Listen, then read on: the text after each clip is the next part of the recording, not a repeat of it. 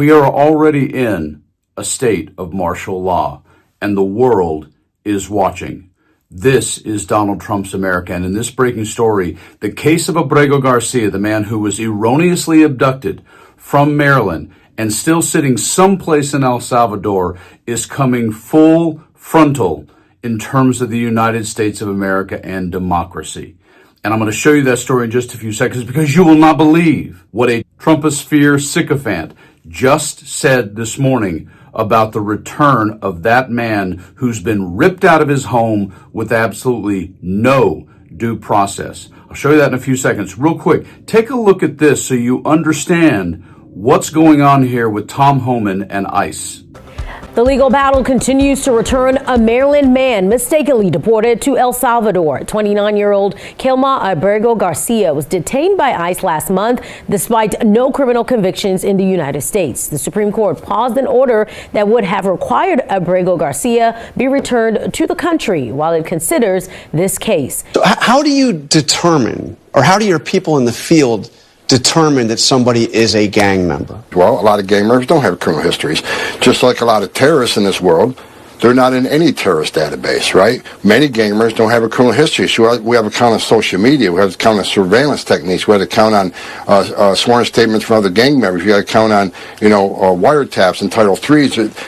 Everything involved with criminal investigations come into play. DC News Now's Marielle Carbone is live on Capitol Hill for us. And Marielle, tell us, where does this case stand at this moment? I mean, do they have any due process at all? Due process. Where was Lake and Ronnie's due process? Where were all these young women that were killed and raped by members of TDA? Where was their due process? Where was the due process for other victims? That literally is martial law. And in this breaking story, you still won't believe. While the wife pleads, documents show they call it an administrative error. Take a look at this real fast. The following is a list of Trump administrative officials who have conceded that Kilmar Abrego Garcia was erroneously removed to El Salvador. Solicitor General John Sauer in a filing at SCOTUS. ICE official Robert Cerna in a sworn declaration. DOJ lawyer Irez Riveni in court filings at a hearing said the following: though administrative error, Abrego Garcia was removed from the United States to El Salvador. But while the United States concedes that removal to El Salvador was an administrative error, and yet, in this breaking story, is he back home yet? Kilmar, if you can hear me, I'm still fighting for you. Attorneys for the family say that they expect a ruling or decision from the Supreme Court really at any moment on whether or not he'll be brought back to the U.S. Yeah, we took him. No due process, no evidence. It was administrative error, and now he should be returned.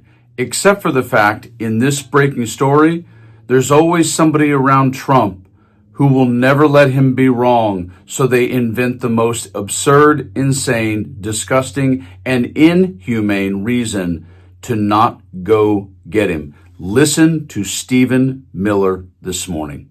Your argument is that you don't have to bring him back home, but will you? So I want to correct, I hate to do it, Bill, but I got to correct you on every single thing that you said, because it was all wrong.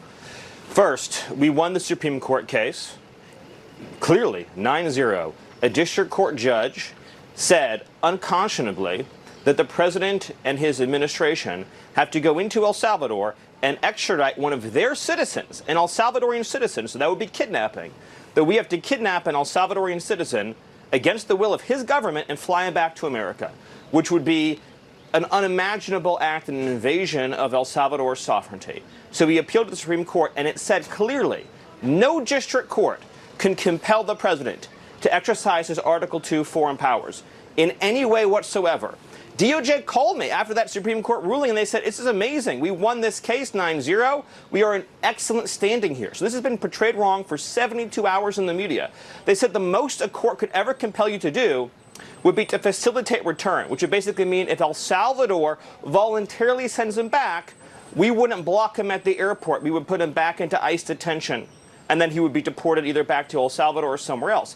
The Supreme Court said that is the most the government can be expected to do. So we won the case handily. The misreporting on this has been atrocious. Okay, Secondly, I appreciate he was the not, no, Bill, it's important. He was not mistakenly sent to El Salvador. Okay, so do you still He's believe an illegal he is a alien member of from MS? El Salvador. Hold on, this is important. In 2019, he was ordered deported. He has a final removal order from the United States. These are things that no one disputes. Where is he from? El Salvador. Where is he a resident and citizen of? El Salvador. Is he here illegally? Yes. Does he have a deportation order? Yes.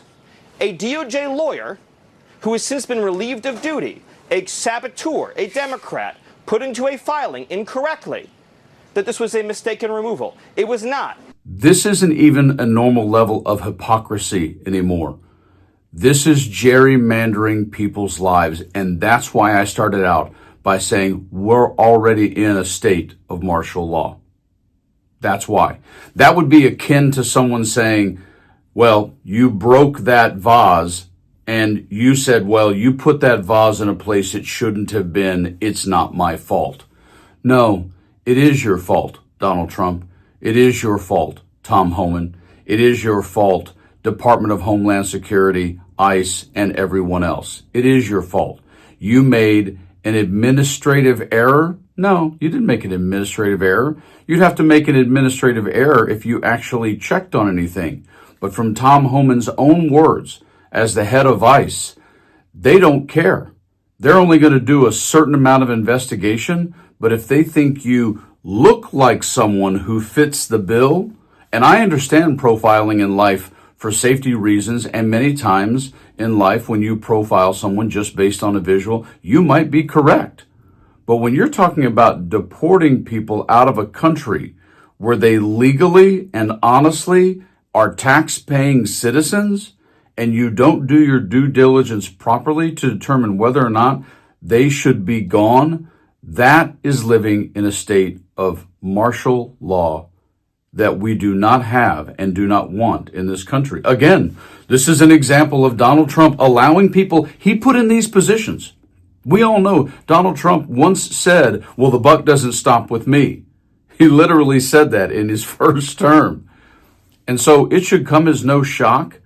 But this is what we've seen in the first 100 days of Trump's presidency in the second term, is they're not going to stop. They're not going to apologize. They're not ever going to turn around and go whoopsie poop. And you've already seen people who thought, yeah, I voted for Trump because I thought he was going to be tough and strong and mean, but I didn't think he was going to be that way to me. If you think it just stops with brown and black people, because you might be thinking, oh, well, I have this color skin, so it won't happen to me. I got bad news for you. People who are totalitarianistic dictators don't care what skin color you have. They just want to rule. Period. Full stop. Stay frosty.